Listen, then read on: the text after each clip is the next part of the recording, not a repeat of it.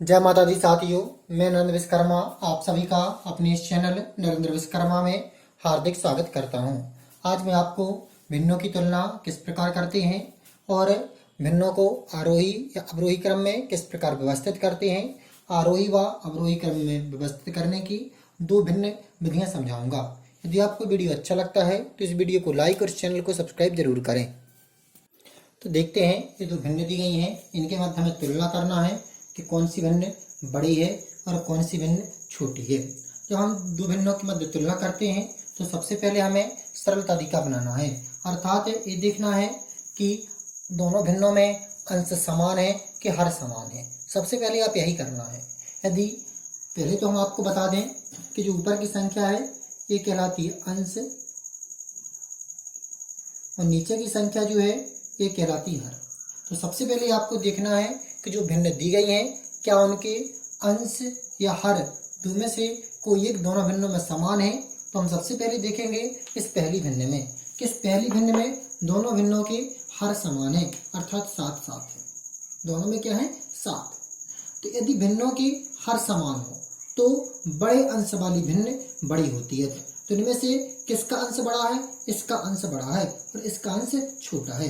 तो जिसका अंश बड़ा होता है वह भिन्न बड़ी होती है, अर्थात 6/7 बड़ी है 5/7 से। और ये जो चिन्ह होता है जिस साइड इसका मुहब्बा रहता है वह बड़ा होता है और जिस साइड इसकी पुच्छी होती है वह छोटा होता है। तो इस प्रकार आप कर लोगे। अब इसी प्रकार हम दूसरी भिन्न में देखते हैं। दूसरी भिन्न में हमें देखने पर प्राप्त होता है कि जो भिन्न है इसके दोनों के अंश समान है। जब अंश समान होते हैं तो यदि भिन्नों के अंश समान है तो छोटे हर वाली भिन्न बड़ी होती है। तो इनमें हर किसका छोटा है, 2 छोटा है 3 बड़ा है, अर्थात बड़ी संख्या कौन हो जाएगी, जिसका हर छोटा है। तो हर किसका छोटा है 4/2 का, तो 4/2 बड़ी हो जाएगी और 4/3 छोटी हो जाएगी। तो मैं उम्मीद करता हूं कि यहां तक आप समझ चुके होंगे। यदि भिन्नों के अंश समान हर समान है तो बड़े अंश वाली भिन्न बड़ी होती है। यदि भिन्नों के अंश समान है तो छोटे अंश वाली भिन्न बड़ी होती है, छोटे हर वाली भिन्न बड़ी होती है। अब देखते हैं भिन्नों को आरोही क्रम में व्यवस्थित करने की विधि फर्स्ट। तो सबसे पहले हम ये जो हमने आपको हर समान वाली भिन्न पढ़ी थी, बताई है तुलना करने में, उससे हल करते हैं और इसे आरोही या अवरोही क्रम में लिखते हैं। तो इसके हर क्या है, समान है, इसलिए इसको जब हमने आपको बताया था जिस भिन्न का अंश बढ़ा हुआ वह बड़ी होगी हर समान होने पर। तो सबसे बड़ा अंश किसका है 5 का, तो यह बड़ी होगी। तो वह सबसे छोटी क्या होगी 2/4। फिर इसके बाद 3/4, फिर इसके बाद 5/4। अब हमें दी इसे अवरोही क्रम में लिखें तो जो बड़ी भिन्न है वह सबसे आगे लिखेंगे, फिर इसके बाद छोटी कौन है उससे छोटी और फिर सबसे छोटी। तो इस प्रकार हमें भिन्नों को आरोही अवरोही क्रम में व्यवस्थित कर सकते हैं जब हर समान हो। अब हम देखते हैं जब अंश समान हो। अब देखते हैं इसकी क्या है, अंश समान है। अंश समान होने पर जिस भिन्न का हर छोटा होगा वह सबसे बड़ी होगी। तो सबसे छोटा हर किसका है, इस भिन्न का, तो यह क्या होगी सबसे बड़ी होगी। तो इसे आरोही क्रम में लिखेंगे तो सबसे पहले लिखेंगे सबसे छोटी भिन्न। तो सबसे छोटी भिन्न कौन है 2/5, क्योंकि इसका सबसे बड़ा हर है। फिर इससे छोटी कौन है, इससे बड़ी कौन है 2/4। फिर सबसे बड़ी कौन है 2/3।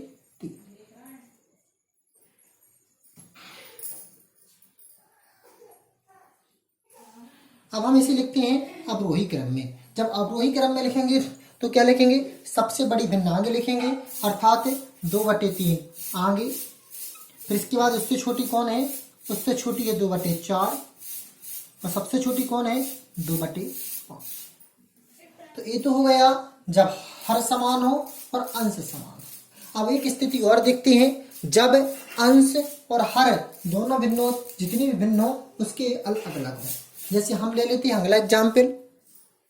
अब आप देखते हैं कि इस भिन्न में ना तो अंश समान है ना ही हर समान है। जब आपके अंश और हर दोनों असमान हो सभी भिन्नों के, तब आपको क्या करना है, तब इस स्थिति में आपको भाग विधि से करना है। सबसे पहले मैं आरोही क्रम में व्यवस्थित करने की भाग विधि बताऊंगा, फिर इसके बाद एलसीएम विधि बताऊंगा। तो अब इसे भाग देकर हल करेंगे, अर्थात जो अंश है उसमें हर का भाग देंगे और साथ में हम 3 का भाग देंगे। तो 3 दूनी 6, 1 3 3 9 और इस प्रकार ये चलता जाएगा। सबसे पहले हमें दशमलव के एक अंक के बाद तक भाग देना है। यदि सभी भिन्नों के दशमलव के एक अंक के बाद के अंक समान आ रहे हैं तो फिर 2 अंक देना है, फिर 3 अंक तक देना है। अब हम कितने अंकों तक देंगे? 1 अंक तक। फिर इसके बाद अगला करेंगे, 5 में 2 का भाग देंगे तो 2 दूनी 4, यहाँ पर आ जाएगा दशमलव और यहाँ पर 0, तो 2 पंचे 10। अब आप किसकी बात देंगे? अब तीसरा कौन सी बची है? 3/5। तो 3/5 में छोटी संख्या है तो दशमलव लग जाएगा, तो यहाँ पर 30 हो जाएगा, तो 5 छक्का 30। अर्थात अब देखते हैं इनको व्यवस्थित करें। व्यवस्थित करेंगे तो सबसे पहले हम छोटी मान रखेंगे, तो सबसे छोटा कौन है? 0, तो 0.6। फिर इससे बड़ा कौन है? 2.3। फिर सबसे बड़ा कौन है? 2.5। ठीक है ना। अब इसके मान हमने निकाल के रख दिए। अब किसका मान कौन सा है? 0.6 किसका मान है? 3/5 का। ठीक है ना। अब 2.3 किसका मान है? 7/3 का। 2.5 किसका मान है? 5/2 का। तो हमने मान रख दिए और व्यवस्थित कर दिया। तो ये तो आपका आरोही क्रम में। अब हम अवरोही क्रम में लिखेंगे। तो अवरोही क्रम में सबसे बड़ी भिन्न पहली होगी, अर्थात 5/2। फिर इसके बाद 7/3, फिर इसके बाद 3/5। तो ये था आपका अवरोही क्रम। तो जो ये क्रम था ये भाग विधि से सॉल्व करना था। सबसे पहले हमने आपको बताया जब हर समान हो, फिर दूसरी बार बताया जब अंश समान हो, फिर तीसरी बार बताया जब अंश और हर तीनों क्या हो? अलग अलग, दोनों क्या हो? अलग अलग। तो ऐसी स्थिति में आप सबसे पहले अंश में हर का भाग दीजिए।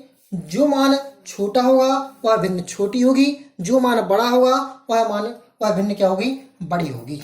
अब हम देखते हैं अगला तरीका। वह तरीका है आपका एलसीएम विधि से हल करना। तो अब एलसीएम मेथड देखते हैं।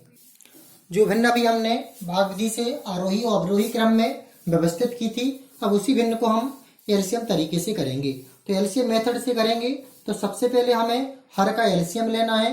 जब हम हर का एलसीएम लेंगे तो हर का एलसीएम हमें प्राप्त होगा,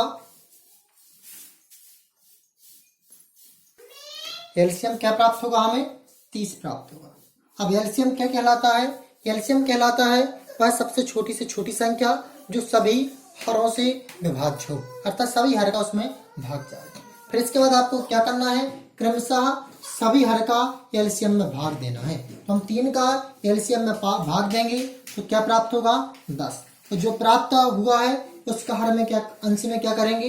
गुणा, तो हो जाएगा 70 और एलसीएम सभी भिन्नों के नीचे रखेंगे तो 30। इसमें क्या हो जाएगा? इसके एलसीएम नीचे रहेगा और इसमें भी एलसीएम नीचे रहेगा।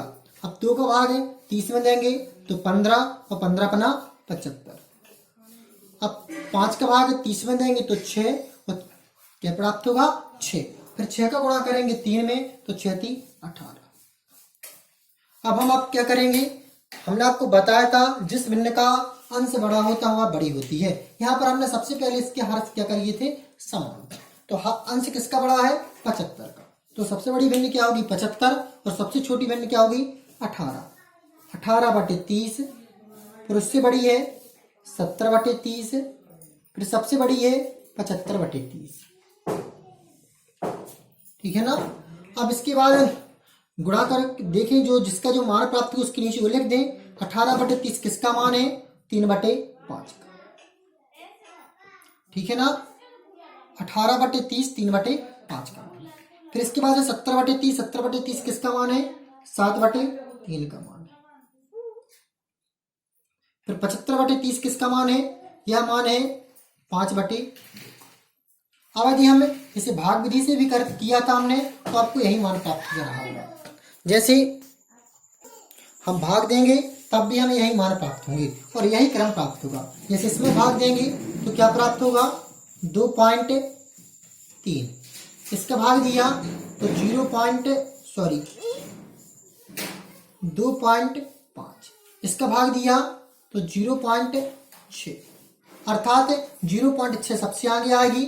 0.6 अर्थात 5/2। फिर इसके बाद बड़ी कौन है? ये आपका हमने अवरोही क्रम लिखा है और ये आपका आरोही क्रम था। ये कौन सा क्रम था? आरोही।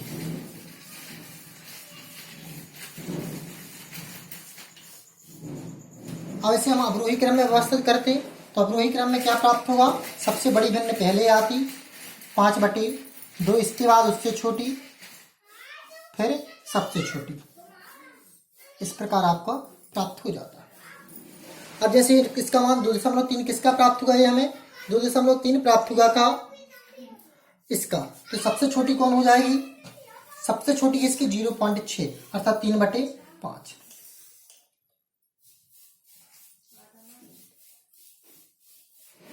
फिर उससे छोटी 2/3 अर्थात 7/3। फिर उससे बड़ी कौन है? 2.5 अर्थात 5/2। तो आप देख सकते हैं, चाहे आप एलसीएम तरीके से करें और चाहे भाग विधि से करें, दोनों के मान क्या प्राप्त हुए? बराबर प्राप्त हुए। भाग विधि से 2.3 किसका था? 2.3 हमें प्राप्त हुआ था। इसमें हमें प्राप्त हुआ था कितना? 2.3।